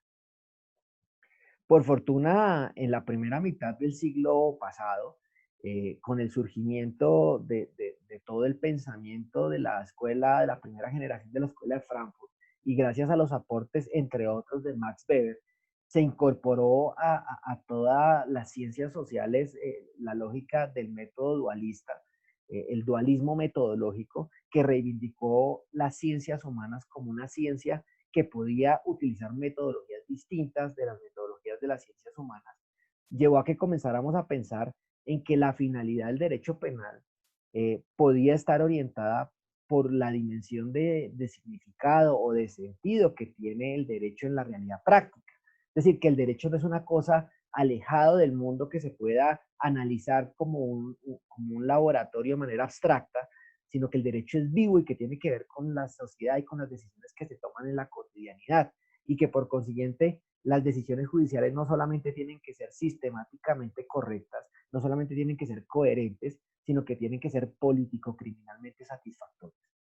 Y es esa lógica la que en los años 70 llevó a que un movimiento de jóvenes penalistas en Alemania, en el marco de lo que fue la expedición del Código Penal alemán y la formación del proyecto alternativo del Código Penal alemán, introdujeran una visión diferente en el derecho penal, que es una visión que hoy ha ganado mucha fuerza y que yo me atrevo a sostener que es una visión dominante, y es el paradigma del funcionalismo en el derecho penal. Esta visión no es otra cosa que entender que el derecho penal cumple una función en la sociedad, que nosotros no podemos entender la sociedad únicamente a partir de sus estructuras, a partir de su estructura orgánica, sino que tenemos que entender la sociedad a partir de cómo funciona, y el derecho penal cumple una función en la sociedad. Y dentro de esa lógica, pues hay que preguntarnos cuál es la función que cumple el derecho penal. Y el gran artífice o el gran protagonista de esa introducción de la visión funcionalista en el derecho, o uno de ellos, es el profesor Klaus Roxin. Y miren el trabajo de Derecho Penal y Política Criminal del profesor Klaus Roxin, donde él explica de una manera brillante y sintética, en un lenguaje muy sencillo, que esa barrera infranqueable entre el derecho penal y la política criminal que había atestiguado von List a finales del siglo XIX, hoy ya no existía. Por el contrario, si uno mira el manual de derecho penal del profesor Roxin, uno de los puntos básicos de su metodología de interpretación y aplicación del derecho penal es lo que llama la metodología teleológico-político-criminal. El funcionalismo, en su versión moderada, está fundamentalmente estructurado sobre una metodología teleológico-político-criminal. ¿Qué es eso? No es otra cosa diferente que entender que el derecho penal, que todas y cada una de las normas que conforman el régimen punitivo, debe ser leída, interpretada y aplicada en función de la política criminal del Estado. Ahora bien, ¿qué es la política criminal? ¿Qué se entiende por política criminal? Y aquí el profesor Roxin y otros que han abordado el tema coinciden en sostener que la política criminal es el conjunto de lineamientos, el conjunto de criterios que determinan, que orientan, que encauzan el uso del poder punitivo. Es el marco que determina el ámbito dentro del cual puede ejercerse el ius puniendi por parte del Estado. ¿Y dónde están esos derroteros? ¿Dónde están esos criterios que encauzan, que enmarcan, que orientan el uso del poder punitivo del Estado? Pues el primer lugar donde se encuentran esos derroteros es la Constitución política. Por eso afirma el profesor Roxin, y yo coincido con él, y la mayoría de los funcionalistas moderados coinciden con Roxin, la principal fuente de política criminal en el Estado y en el Estado social y democrático de derecho es la Constitución política. Luego uno no tiene que ir por fuera de la Constitución para buscar la política criminal. La política criminal está esencialmente delineada dentro de la Constitución política.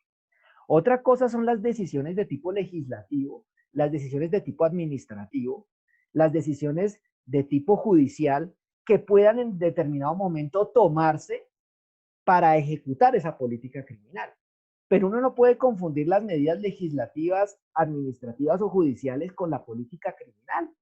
Entonces yo no puedo sostener que si el Congreso de la República emite una ley incrementando las penas, eso supone política criminal. No, es una decisión legislativa que pretende o aspira a guardar coherencia con una política criminal que está definida en la Constitución política. Y por supuesto vamos a encontrar que dentro de la Constitución política hay criterios muy claros que delimitan el uso del poder punitivo, como ya lo han dicho muchos de mis dos conferencistas precedentes, que es la dignidad. La dignidad está definida principalmente en la Constitución política. El caso de Colombia. Colombia, al momento de definir la dignidad humana, parte de una noción específica de ser humano. La Constitución política de Colombia cree en un hombre que se presume inocente y cree en un hombre que es capaz de resocializarse. Esa es la concepción de la naturaleza humana de la que partió el constituyente. Por eso prohibió la pena perpetua, por eso prohibió la pena de destierro, por eso prohibió la pena de muerte. Si nosotros queremos cambiar ese concepto de persona humana, si queremos cambiar el alcance del concepto de dignidad, tenemos que cambiar las bases mismas de la Constitución. Y entonces eso va a suponer no una reforma constitucional, va a suponer una sustitución de la Constitución. Y eso ha de llevar necesariamente a que cualquier reforma que pretenda la implementación de la cadena perpetua o la pena de muerte no pueda ser tomada por el constituyente derivado por el Congreso, sino que tenga que ser llevada a una asamblea constituyente, porque estamos hablando de una sustitución de la Constitución. Pero no solamente eso, allí también está el debido proceso, el derecho a la intimidad, el derecho a la libertad, el derecho al buen nombre. Todos estos son derechos y garantías cuya definición y alcance delimita el uso del poder punitivo del Estado. Por consiguiente, yo insisto, y quiero dejar esto, digamos, como mi posición sobre el tema, que amparándome en toda la doctrina que me precede, afirmo y sostengo que la política criminal está esencialmente definida en la Constitución política. Por eso no puedo coincidir con Luisa Fernanda al decir que la política criminal es inconstitucional, no, porque eso es una contradicción. No puedo decir que la política criminal es inconstitucional si la política criminal está en la Constitución, ¿sí? Lo que yo puedo entender, y en eso coincidiría yo con Luisa Fernanda, es que el legislador, el gobierno y algunos órganos judiciales han tomado dentro del ámbito de sus competencias algunas decisiones que van en contra de la política criminal definida en la Constitución, y eso los hace no solamente contrarios a la política criminal, sino contrarios a la Constitución. Y en eso sí podría yo coincidir. Bueno. Sumado a lo anterior, quisiera también subrayar lo siguiente, y es que tenemos que sacar del centro de gravedad del derecho penal al delincuente. Eso era válido en la época de Beccaria. Incluso podría ser válido durante la época de von Lis, de Binding, de Belling, o incluso más adelante en la época de Metzger, por ejemplo. Pero en el mundo actual, cuando la víctima ha recuperado un papel protagónico dentro del proceso judicial, cuando la sociedad ha comenzado a jugar un rol importante a través de la acción colectiva dentro del proceso penal, ya no podemos afirmar. Miremos nomás los procesos de justicia transicional. En los procesos de justicia transicional el centro de gravedad ya no es el procesado. El centro de gravedad es la víctima. Y la víctima no solamente individual, sino la víctima colectiva. Entonces, esto nos tiene que llevar a repensar el derecho penal. Afirmar que el derecho penal es el centro, que el derecho penal es la carta magna del delincuente, se justificaba porque Beccaria se enfrentaba a un paradigma en el cual la ecuación procesal estaba desbalanceada y el delincuente se enfrentaba a un leviatán de 10 cabezas que se lo comía sin masticarlo, y en el cual el uso del poder punitivo era arbitrario, era injusto, donde la tortura era el medio de provocación de la prueba dentro del proceso judicial. A eso se enfrentaba Beccaria, y ante esa realidad tenía sentido decir que el derecho penal era la carta magna del delincuente. Pero estamos en el año 2020, esa ya no es la realidad. A ese paradigma ya no nos enfrentamos. Por el contrario, nos enfrentamos a paradigmas mucho más complejos. Nos enfrentamos a situaciones como crimen organizado, dedicados al narcotráfico, al terrorismo. Crímenes que afectan no solamente la seguridad del Estado, sino la seguridad pública, la estabilidad del orden constitucional. Nos enfrentamos a la corrupción que coopta el Estado y que transforma muchas de las instituciones hacia un modelo que no es democrático, sino cleptocrático, porque se trata de estructuras creadas para la comisión permanente y sistemático de delitos consistentes en afectar el patrimonio del Estado. Entonces, son realidades a las que no podemos hacer oídos sordos. Y por eso el centro de gravedad ya no puede ser el delincuente. Uno de los grandes desafíos en la política criminal moderna, que supondrá necesariamente repensar desde el orden constitucional el futuro del derecho penal, es cuál es el rol de la víctima en el proceso. ¿Cuál es el rol de las comunidades y de la sociedad en el proceso penal? Y entender, por ejemplo, que en el caso colombiano, donde tenemos un proceso judicial en el que la víctima no es un sujeto procesal, sino un interviniente especial, que al final termina siendo simplemente un sofisma, de pronto no guarda lógica con lo que es la realidad a la que tenemos que enfrentar. Tal vez tengamos que avanzar en la línea de darle a la víctima más poderes. Pensar, por ejemplo, en la desmonopolización de la acción penal. Yo soy un defensor de la desmonopolización de la acción penal. No veo por qué en el mundo de hoy la acción penal tenga que estar monopolizada en un organismo como la Fiscalía General de la Nación, que se muestra tan ineficiente y tan ineficaz frente a la investigación de ciertos delitos. ¿O quién me puede negar que es mucho más eficiente y mucho más eficaz un organismo como la Dirección de Impuestos y Aduanas Nacionales para la investigación de delitos tributarios o de delitos aduaneros como el contrabando que la misma Fiscalía General de la Nación? ¿Por qué no puede un organismo como esos tener la titularidad de la acción penal para esos delitos? ¿Por qué no podemos dar facultades a los particulares, a la víctima, para que ejerzan la acusación privada dentro de un ámbito mucho más amplio y no con las limitaciones que tenemos hoy legalmente hablando?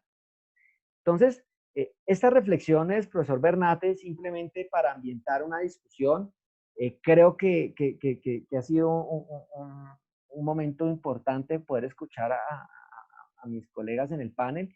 Y pues nada, quedo aquí dispuesto por si surgen temas adicionales en los que podamos generar más controversia y hacer reflexión.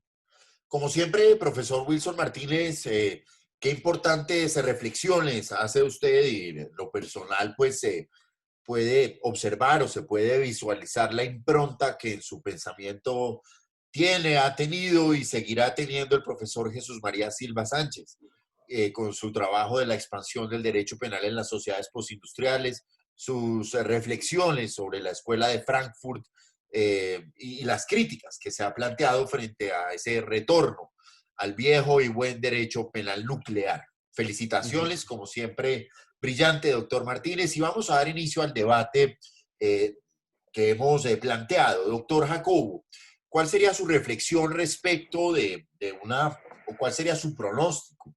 ¿Cómo va a fallar la Corte Constitucional? ¿Qué va a pasar en la Corte Constitucional? ¿Qué tanto va a pesar el altísimo o la altísima, digamos, la imagen muy positiva que tiene en la comunidad nacional la prisión perpetua? ¿Cuál sería su pronóstico?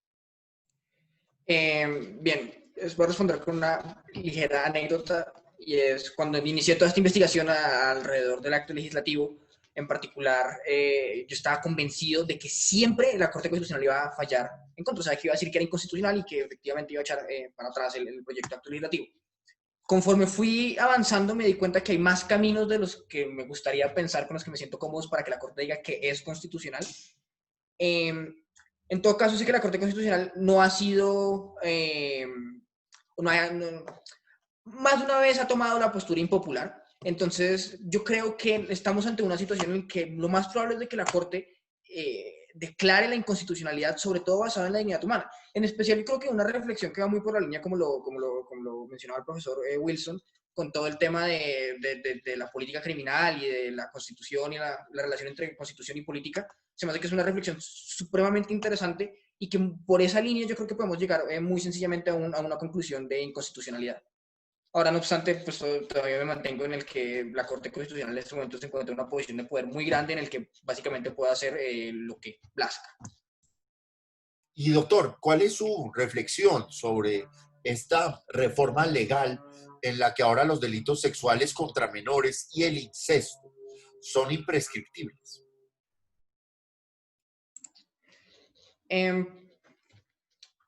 Yo creo que el tema importante con la imprescriptibilidad es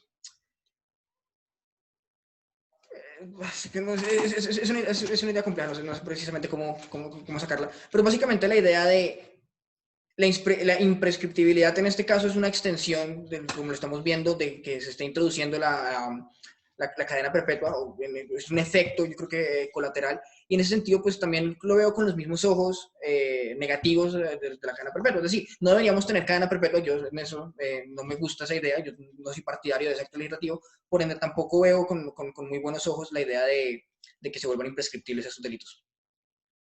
Bueno, el profesor Wilson Martínez en su conferencia nos hablaba de la eficacia y la eficiencia de la justicia.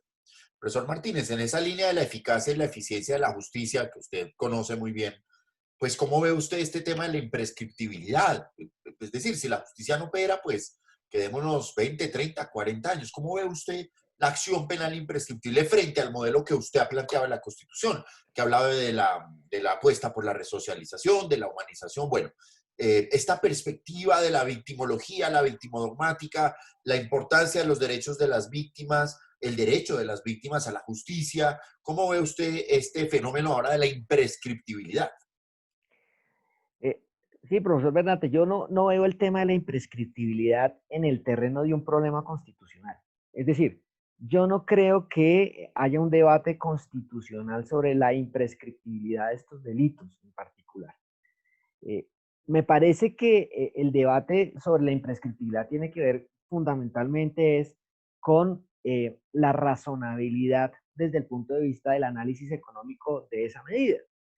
Es decir, realmente eh, tiene algún efecto positivo de cara a las funciones que debe cumplir la Administración de Justicia, el hecho de mantener la posibilidad de activar el sistema judicial para perseguir indefinidamente ciertos delitos. Eh, digamos que uno puede afrontar esa pregunta desde dos perspectivas, ¿no? Uno podría hacer un análisis esencialmente deontológico, que es el análisis al que apelan los defensores de este tipo de medidas. Porque el análisis deontológico es un análisis que se basa fundamentalmente en las reflexiones de tipo axiológico, de tipo moral. Entonces, la cuestión ¿es justo, es éticamente correcto que este tipo de comportamientos queden impunes y que por el simple paso del tiempo el Estado pierda la posibilidad de perseguirlos? Entonces la posición que asumen es, no, eso no es ético, eso no es justo, no es correcto, y el Estado debería poder perseguir ese tipo de conductas en cualquier tiempo.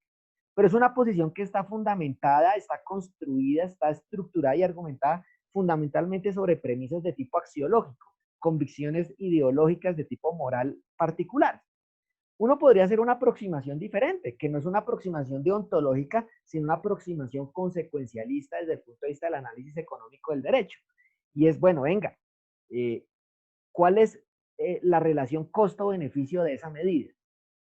Es decir, usted va a tener un aparato judicial que no va a tener ninguna limitación temporal y supone un desgaste permanente en la investigación de ciertos tipos de delitos. Valga la aclaración, se comete un delito de abuso sexual contra un menor, es un proceso que jamás podrá terminar hasta que usted no identifique al responsable, porque si la conducta es imprescriptible, mientras la fiscalía no logre identificar y judicializar al responsable, la investigación tendrá que permanecer abierta y el Estado, el sistema judicial tendrá que seguir operando y desgastándose en esa causa, ¿cierto? Entonces uno se preguntaría, venga, en términos de costo-beneficio, el esfuerzo que exige para el sistema judicial, no solamente en términos económicos dinerarios, no hablemos solamente del presupuesto de la fiscalía y del dinero de los contribuyentes que supone eso, hablemos en términos de lo que eso supone en términos de no poder destinar esos recursos a otras causas que tienen mucho más potencial y que podrían de alguna manera tener un impacto mucho mayor en el mejoramiento de las condiciones de seguridad y las condiciones de convivencia ciudadana, ¿cierto? Porque usted sabe que la Fiscalía tiene un inventario de 2,5 millones aproximadamente de expedientes abiertos, pero tiene unos recursos humanos limitados. Entonces, la Fiscalía tiene que focalizar y priorizar sus esfuerzos como cualquier entidad pública. Es una elemental decisión de administración y de gerencia pública. Hay que focalizar. Luego, si yo tengo que mantener esos procesos indefinidamente abiertos y tengo que hacer sí o sí el esfuerzo hasta el final, eso va a dificultar que yo pueda focalizar y priorizar mis esfuerzos hacia los delitos que realmente generan un impacto social. Entonces, digamos que ahí se encuentran enfrentadas esas dos posiciones, ¿no? La posición deontológica que analiza desde el punto de vista ético y dice, no es justo, hay que perseguirlo hasta el final. Una posición desde el punto de vista consecuencialista del análisis económico del derecho que dice, no, esto no es una decisión razonable desde el punto de vista de la racionalidad económica, el costo-beneficio de esto no nos da, es deficitaria la consecuencia consecuencia, por consiguiente no tiene sentido esta decisión. ¿A cuál me sumo yo? No sé, por mi talante, por mi formación, yo me adhiero más a la segunda teoría. Yo prefiero adoptar la posición consecuencialista. Entiendo digamos, los argumentos desde el punto de vista deontológico, pero creo yo que a veces hay que ser pragmáticos y hay que ser un poco más razonables en el sentido de que lo ideal sería un Estado con cero impunidad, pero eso es una utopía. Y como es una utopía, pues nosotros tenemos que aceptar que siempre va a haber un nivel de impunidad que hay que aceptar, lamentablemente. Hay que aceptarlo, lamentablemente. Y debemos más bien tratar de reducir al mínimo posible esos niveles de impunidad y concentrarnos en que los delitos que generan mayor impacto no queden impunes. Y para eso necesitamos liberar capacidades institucionales en términos de investigación y juzgamiento. Esa es mi posición, profesor Bernat. Ahora, profesor, yo lo veo en una línea muy de política criminal constitucional, casi que en una visión, si se me permite la expresión, muy vinculante, muy a la italiana, de la constitución política como limitadora de ese programa penal de la Constitución. ¿Qué pasa, doctor Martínez, en escenarios como el latinoamericano, donde se promueven permanentemente reformas constitucionales, como lo decía el doctor Jacobo, reformas que no pasan por asuntos menores? ¿Qué pasa cuando el constituyente se sale de unos cauces y, por ejemplo, retoma la tortura, establece la pena de muerte, establece la prisión perpetua? Esa confianza ilimitada en una constitución frente a un constituyente populista, frente a un constituyente que está en una clave electoral, ¿cómo se maneja eso antes de darle paso a la doctora Luisa? Pues, mi querido profesor Bernate, yo creo que nosotros estamos presenciando la antesala de lo que en algunas décadas seguramente será el predominio del convencionalismo internacional. Yo creo que el derecho penal internacional está en expansión, creo que está comenzando a tomar mucha fuerza, y a la par de que hay a nivel nacional unos populismos punitivos, en el ámbito internacional la desconfianza por los sistemas judiciales nacionales se está mostrando predominante, y eso lleva a que los tribunales internacionales comiencen a ganar fuerza. Pongamos el caso de Latinoamérica. Miren ustedes lo que pasa, por ejemplo, en Guatemala. La gente no cree en el sistema judicial de Guatemala y por eso hay una Comisión Internacional contra la Corrupción en Guatemala, la CICIG, que inclusive presidía, se recuerda usted, un colombiano, el doctor Iván Velázquez, ¿cierto? Miren lo que pasa en Honduras. La gente no confía en el sistema hondureño y se creó la Misión Internacional contra la Corrupción en Honduras, la MACI, ¿cierto? Y miren lo que ha pasado en Venezuela, donde cada vez son más los organismos internacionales que acuden a tribunales e instancias internacionales al considerar que no hay garantías de imparcialidad en la justicia venezolana.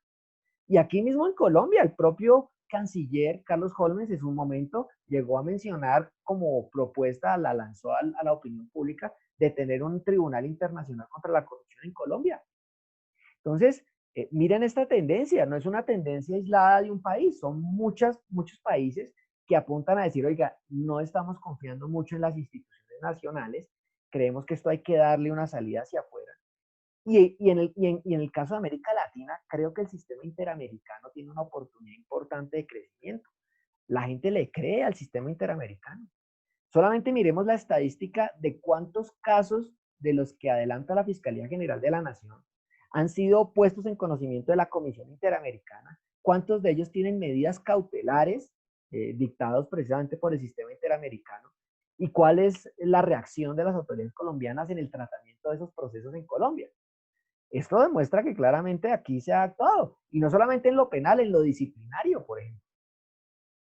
Entonces, creo que nosotros estamos viendo un avance progresivo del sistema del derecho penal internacional, que comienza a articularse con el derecho internacional de los derechos humanos y con el derecho internacional humanitario.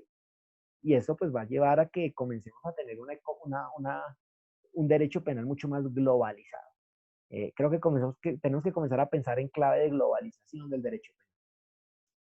Claro, pero pensar en clave de globalización, profesor, implica una restricción, una limitación al ejercicio del poder punitivo, la prohibición de la tortura, la prohibición de la pena de muerte, la prohibición de actos degradantes, en fin. Pero doctora Luisa, esa armonización del derecho penal, ese establecimiento de convencionalismos, puede conllevar también no solo la restricción del poder punitivo del Estado, sino incluso su ampliación, cuando se crean intereses jurídicos supranacionales, como lo existe en la Unión Europea, cuando se ordena proteger, y el doctor Martínez es una eminencia en estos temas, el lavado de activos tiene un origen convencional, la Convención de Palermo también.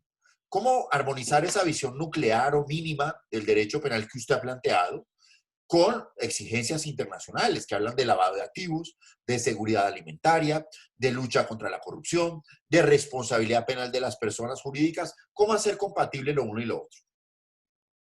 Gracias, doctor Bernante. Yo lo primero que quiero aclarar antes de continuar es que yo no pretendo o mi apuesta no va a volver a un derecho penal de Carrara ni a esta gente de allá de hace mucho tiempo. No, mi apuesta va por la política criminal y con la pregunta que me hacían al final es ¿qué le falta a la política criminal? Pues que sea constitucional. Y aquí voy a aclarar una cosa, de pronto es por cómo entendemos que es una política criminal, pero a mí me parece que si bien en la Constitución están los lineamientos de cómo se debe plantear una política criminal, son las normas las que van creando poco a poco, o sea, el legislador el que va creando poco a poco esta política criminal. La Constitución simplemente dice, mire, estos son nuestras bases, de aquí, háganlo, pues, se tiene que respetar esto y usted, señor Congreso, continúe y por medio de las leyes estructure una política criminal. Entonces, tanto que esté en la Constitución, pues de pronto es por eso, porque no como qué entendemos por política criminal cada quien, ¿no? Pero yo apuesto a que la solución está en la política criminal. Una buena política criminal que no sea simplemente eso, populista punitiva, sino que acompañe el derecho penal en todos sus aspectos y más que todo también en la parte, junto con otras políticas públicas, por ejemplo, llevar a la educación, a una igualdad económica más real, etcétera, etcétera, es decir, atacando las causas.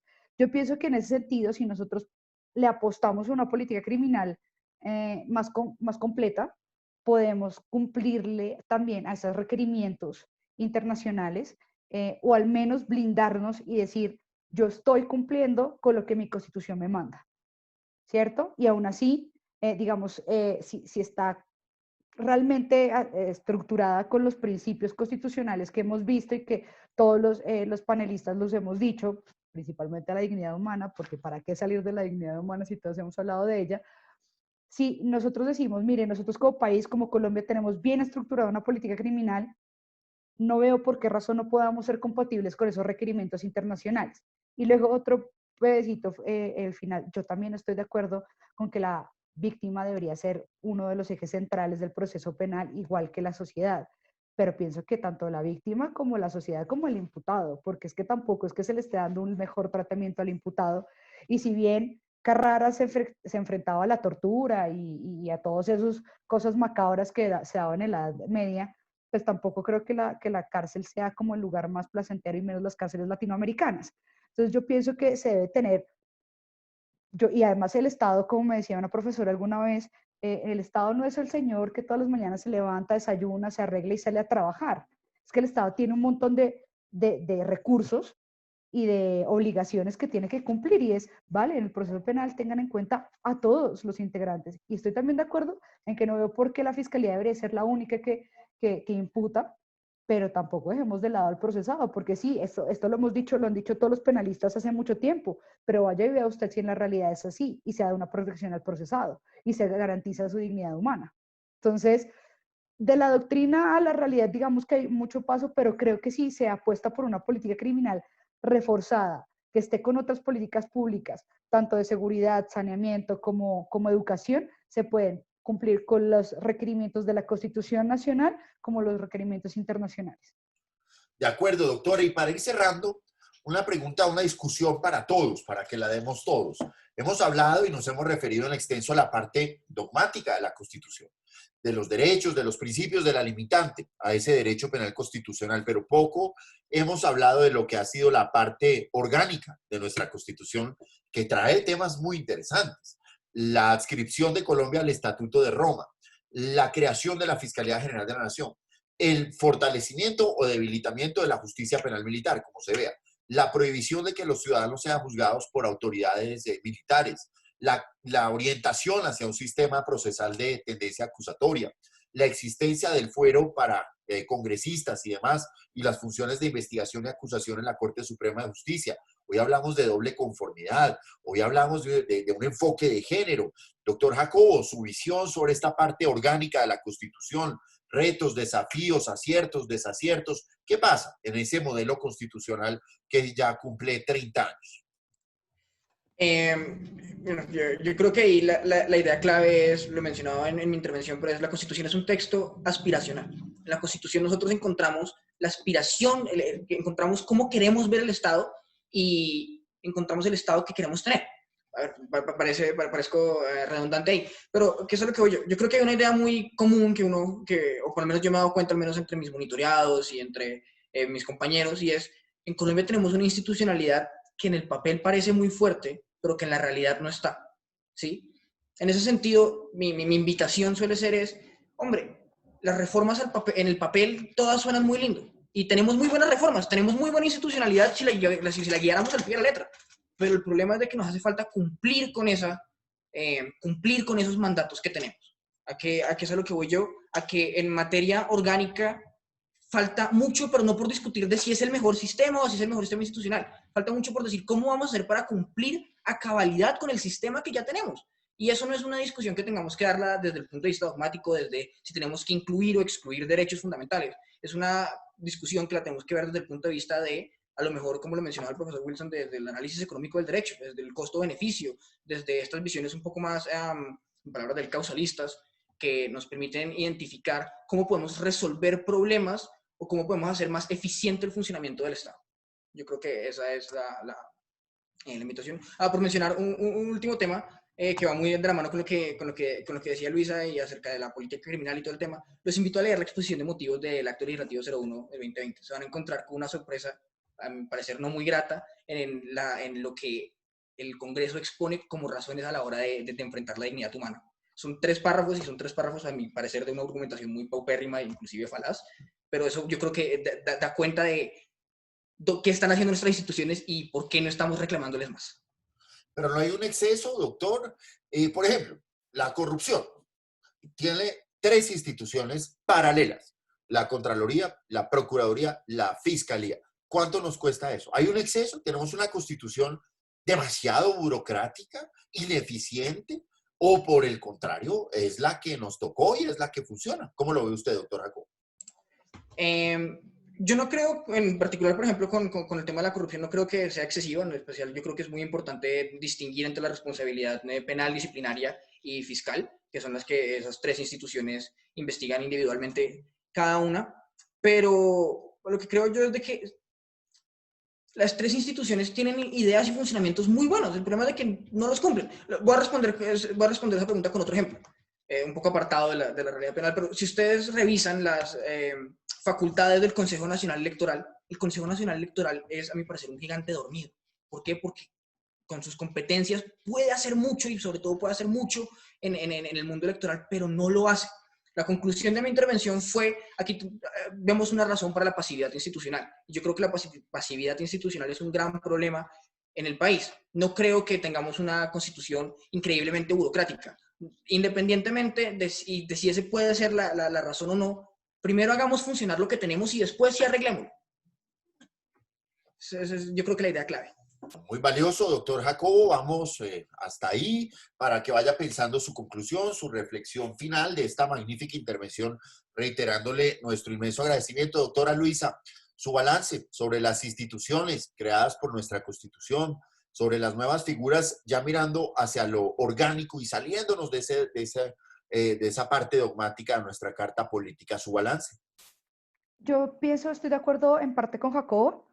en el sentido de, yo pienso que las instituciones están bien, el problema es cómo funcionan y el problema es cómo estamos en la colectividad acostumbrados a no exigirle a estas instituciones y no hacer un control. Yo creo que hay muchas herramientas en la Constitución también que permiten al ciudadano hacer control sobre muchas entidades. Simplemente o la gente no sabe cómo hacerlo o hay desinterés. Pero me parece que hay instituciones muy fuertes y que tienen muchas potestades, simplemente que no las hacen o las hacen mal. Sí, me parece algo importante también que que se crean instituciones por ejemplo, hay una institución, lo decía el doctor Bernate, dedicada a la política criminal y pues no se ven muchos cambios o muchos avances en ese sentido y debería poderse hacer. También últimamente con la ley Rosa Elvira Celi se empezó un cambio, digamos, de intentar constitucionalizarlo, por decir así, las instituciones en cuanto al género, y el doctor Bernate también lo decía, y eso cada vez lo vemos peor. Digamos que mi tesis, de hecho, doctoral, quiere tratar la política criminal, el delito de feminicidio, porque considero que el problema con el feminicidio es que muchas entidades, o por lo menos hablando específicamente de la Fiscalía, no sabe cómo tomar, por ejemplo, el testimonio de una víctima de violencia de género. No tienen ni idea cómo hacerlo. Y hay unas pautas y hay unos lineamientos desde el feminismo, desde la doctrina, desde incluso la Constitución que dice, mire, usted debe hacerlo de esta manera y no se aplica. Entonces pienso que el problema no está en una hiperinstitucionalidad, por decirlo de cierta manera, sino en que las que están no lo hacen bien y deberíamos controlar y exigir un poco más del Estado que tenemos constitucional. Muy bien, doctora Luisa, muchas gracias y la dejo igualmente reflexionando sobre lo que va a ser su importante comentario final. Profesor Wilson Martínez, tenemos una gran ventaja con su señoría y es que ha estado como fiscal general, vicefiscal general, procurador delegado. Yo tal vez estoy equivocado, pero creo que su señoría también ha estado vinculado a entidades del Estado en la rama ejecutiva como asesor, creo que en el Ministerio de Justicia. Su visión de ese funcionamiento ya de la realidad, de la cotidianidad, del día a día de la justicia penal, doctor Wilson Martínez, y sobre todo, usted en su momento fue muy entusiasta, y lo recuerdo, con la incorporación del Estatuto de Roma. Ya vamos casi a 20 años desde su creación, desde su entrada en funcionamiento. Regálenos, por favor, además de sus visiones sobre esta parte orgánica de la Constitución, un balance sobre lo que ha sido la incorporación del Estatuto de Roma al derecho interno.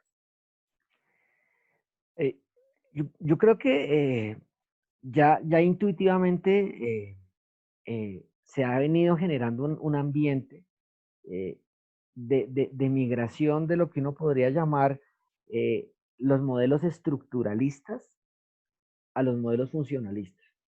Es decir, en Colombia la respuesta ante los problemas siempre ha sido la creación de estructuras.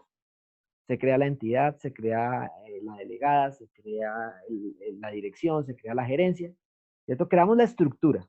Y en eso la parte orgánica de la constitución política pues fue muy rico. Entonces creamos instituciones y creamos la Contraloría y la Procuraduría y la Fiscalía y creamos organizaciones, creamos estructuras, ¿cierto? Pero no nos preocupamos del funcionamiento, la parte funcional. Entonces por eso pasar del pensamiento estructuralista, de dejar de pensar todo en términos de estructura y comenzar a pensar todo en términos de función, de cómo opera, cómo funciona, es esencial. Pero esto requiere fundamentalmente gerencia pública. ¿Sí? Yo le pongo un ejemplo que seguramente es muy cercano a usted, profesor Bernate. Recuerde el año 2005, particularmente el año 2004, cuando se discutía la ley 906 de 2004. No sé si usted lo recuerda, en aquella época yo fui uno de los que era muy crítico de la ley 906 y lo sigo siendo. A Colombia le vendieron la ley 906, el sistema mixto con tendencia acusatoria, como la gran panacea. Un proyecto que le costó más de 150 millones de dólares al país y que todavía sigue sin funcionar. ¿Y cómo se lo vendieron? Yo recuerdo muchísimo los foros a los que nos invitaban y nos decían que la oralidad iba a reducir el proceso, los tiempos de los procesos. Y nos decían, la oralidad nos va a resolver el problema, eso vamos a resolver los casos en semanas. Usted, profesor Bernate, sabe que eso no es verdad. al punto que hoy no hablamos del sistema acusatorio, sino del sistema aplazatorio, y que los tiempos procesales no se han reducido. Ese es un buen ejemplo de cómo la eficacia y la eficiencia del sistema judicial no depende únicamente de la ingeniería jurídica, sino depende fundamentalmente de la administración y la gerencia, ¿sí? El sistema judicial estadounidense es más eficaz y más eficiente, no porque tenga mejores normas, ni porque tenga mejores instituciones, sino porque tiene más recursos y mejor gerencia. Por eso funciona un poquito mejor. Allá tampoco es la panacea, no vamos a creer pues que allá el tema es perfecto, no, pero funciona un poquito mejor que acá. El Aquí Estatuto de nosotros, y Roma. yo he sido crítico de eso, he publicado editoriales cuestionando la pésima gerencia que tiene el sistema judicial colombiano. El modelo de gerencia basado en el Consejo Superior de la Judicatura ha colapsado. Se ha mostrado absolutamente incompetente para lograr gerenciar el sistema judicial. Otros sistemas judiciales de países vecinos más pobres que Colombia han avanzado, por ejemplo, hacia modelos de justicia digital. En Chile tienen, por ejemplo, su sistema judicial casi completamente digitalizado. Perú avanza en esa línea. Costa Rica avanza en esa línea.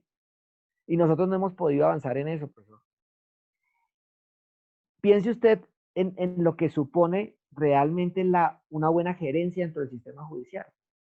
Supone redireccionar recursos para mejorar las capacidades de investigación. Entonces no se trata de crear la delegada para la corrupción, no. Se trata de desarrollar capacidades en términos de investigación para lograr resolver los casos. Y creo que en la medida en que podamos incorporar al sector público las técnicas, las estrategias de gerencia que ya se usan en el sector privado y que en otras partes del mundo la han aplicado, funciona muy bien. Le pongo un ejemplo. A nivel internacional ya se hablan de los oficiales de cumplimiento en las entidades públicas. Yo personalmente tuve el privilegio de ayudar, de contribuir en la creación de la Oficina de Cumplimiento del Poder Judicial de la República de Costa Rica. El Poder Judicial de Costa Rica tiene una oficina de cumplimiento y tiene un oficial de cumplimiento. ¿Cuándo llegará Colombia a tener eso? Yo le puedo decir que con las instituciones actuales y administradas por el Consejo Superior, eso no lo veo ni siquiera en el largo plazo.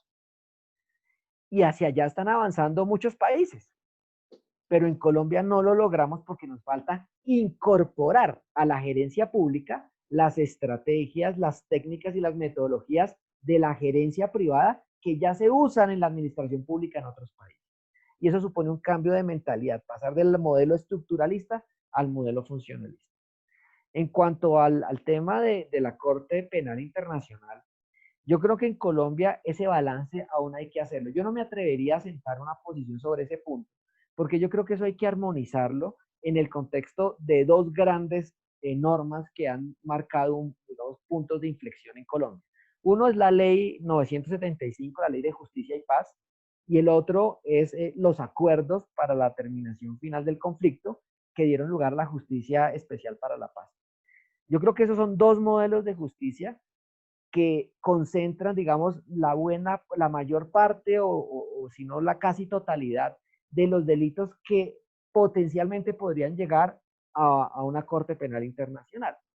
Entonces, digamos que para valorar el impacto que ha tenido la suscripción del Acuerdo de Roma, hay que analizar el contexto y en qué medida eso ha influido en la creación y en el funcionamiento de estas dos jurisdicciones, la Jurisdicción de Justicia y Paz para juzgar los delitos cometidos por los miembros de las Autodefensas Unidas de Colombia y la Jurisdicción Especial para la Paz para juzgar los delitos cometidos por los miembros de las Fuerzas Armadas Revolucionarias de Colombia. Y en ese contexto uno podría tener un balance. Me parece que es un pronóstico reservado y esa investigación todavía está por hacerse. Excelente, doctor. Muchísimas gracias. Totalmente de acuerdo. Bueno, doctor Jacobo, le llegó la hora. Sus conclusiones, agradeciéndole su espacio. Gracias por interesarse. Es un honor y es un privilegio. Queremos felicitarlo por esta excelente conferencia. Además, fue sometida a un proceso público de méritos. Fue elegida por su profundidad y felicitaciones a usted, a la Universidad de La Sabana. Gracias por acompañarnos y regálenos su balance. Es un cumpleaños feliz para la Constitución en lo que tiene que ver con el proceso penal, el derecho penal. Es un cumpleaños feliz. Bueno, no, en primer lugar, muchas gracias a la Universidad del Rosario por haber organizado el evento. Un honor para mí haber compartido hoy panel con semejantes, pues, con semejantes colegas. ¿Un cumpleaños feliz? No creo. Más, en vista de eventos recientes, yo creo que falta bastante, sobre todo en línea con también lo que decía el profesor Wilson ahorita. Creo que hace falta que se interese más por la Constitución, gente que se interese más por la Constitución, gente que aprenda a querer y a amar esa carta que tenemos y sobre todo a buscar aplicarla, gente que quiera llegar a lo público y que quiera llegar a lo público a hacer las cosas bien, gente que, bueno, casualmente antes del inicio de esto teníamos una discusión acerca de las complicaciones de la vida pública, pero gente que a pesar de las complicaciones quiera llegar y que tenga orgullo en hacer parte de lo público. Uno de mis profesores, el doctor Mendoza, siempre nos reitera que lo público está muy desmeritado en Colombia y yo creo que eso es parte de lo que no hace un cumpleaños feliz. Excelente, doctor. Muchas gracias. Doctora Luisa, ¿es un cumpleaños feliz? Pues lastimosamente me toca concluir igual que no. Sin embargo, yo estoy de acuerdo con los dos panelistas, con Jacobo y el doctor Wilson. Yo considero que hay que creer la Constitución Nacional, o sea, está muy bien hecha. Creo que es una de las constituciones orgullo mundial, porque realmente es un precedente, es una constitución que le pusieron mucho empeño, que tiene muchos de dónde sacar, que es una constitución con unos lineamientos y unos, digamos, principios fundamentales muy importantes y se deben tomar en cuenta, y lo que tenemos es que más bien dejar de respetarla y más bien acomodarnos y acomodarnos y estudiarla y saber cómo sacarla adelante y cómo sacar adelante los aspectos penales, pues que es lo que a nosotros nos... Doctora Luisa, muchísimas gracias y felicitaciones por este tiempo, por este espacio, y es un orgullo para nosotros que usted sea nuestra representante como área en el programa de doctorado. Muchísimas gracias y por supuesto que es un honor y es un privilegio que nuestra universidad ya produzca doctores en Derecho Penal. Eso es muy importante. Doctor Wilson Martínez, gracias por estar acá, gracias por su tiempo, por su experiencia, por todo lo que nos ha enseñado, y quisiéramos preguntarle, ¿es un cumpleaños feliz? Sí, yo soy optimista y yo creo que se ha avanzado mucho. Nunca es perfecto. El profesor Luis Carlos Sáchica, si usted lo recuerda muy bien, mi querido profesor Bernate, decía en su curso de Derecho Constitucional Colombiano que si uno quería saber cómo no era un país, uno leyera la Constitución. Pues la Constitución no dice cómo es un país, dice cómo quiere ser. Y en esa medida, pues yo creo que tenemos una muy buena Constitución. Por supuesto que hay que trabajar en conseguirla, pero bajo la premisa que el día que lleguemos a realizar ese sueño constitucional, pues tendremos que reformar la Constitución para generar una aspiración todavía más alta. Entonces, es importante entender que esto supone necesariamente avances que no siempre son fáciles, avances lentos, pero se ha avanzado. Y yo creo que no podemos tampoco demeritar ni darnos tanto palo. Sabemos que falta mucho, tenemos muchas debilidades aquí. Ustedes me han escuchado, soy muy crítico de muchas cosas, pero también creo que hemos tenido muchos aciertos y los aciertos hay que celebrarlos. A mí me gusta ver el vaso medio lleno. Pues así es, doctor, y esa muy buena, esa anécdota que nos cuenta el doctor Sáchica, con toda la razón además. Muchísimas gracias a ustedes por tanto que nos han enseñado, por haber preparado esta ponencia, por aceptar esta invitación, y por supuesto gracias a la Facultad de Jurisprudencia, a la doctora Diana Valencia, felicitaciones por este gran evento. Gracias a ustedes por su tiempo, por su conocimiento, por su generosidad para compartirlo con nosotros, y a todas las personas que nos acompañaron hoy o que nos van a ver, porque recuerden que este es un video que va a perdurar a lo largo del tiempo y seguramente en muchos años nos van a ver haciendo estas reflexiones sobre los 30 años de la Constitución y preguntándonos si es un cumpleaños feliz. A todos muchas gracias, felicitaciones, y para todos que sigan disfrutando de este tremendo evento. Una feliz tarde para todos y hasta la próxima. Hasta luego, Muchas doctor gracias, Bernate, profe. muchas gracias. Felicitaciones a usted también. Compañeros, hasta Gracias. luego. Muchas Chao gracias. a todos. Chao, gracias.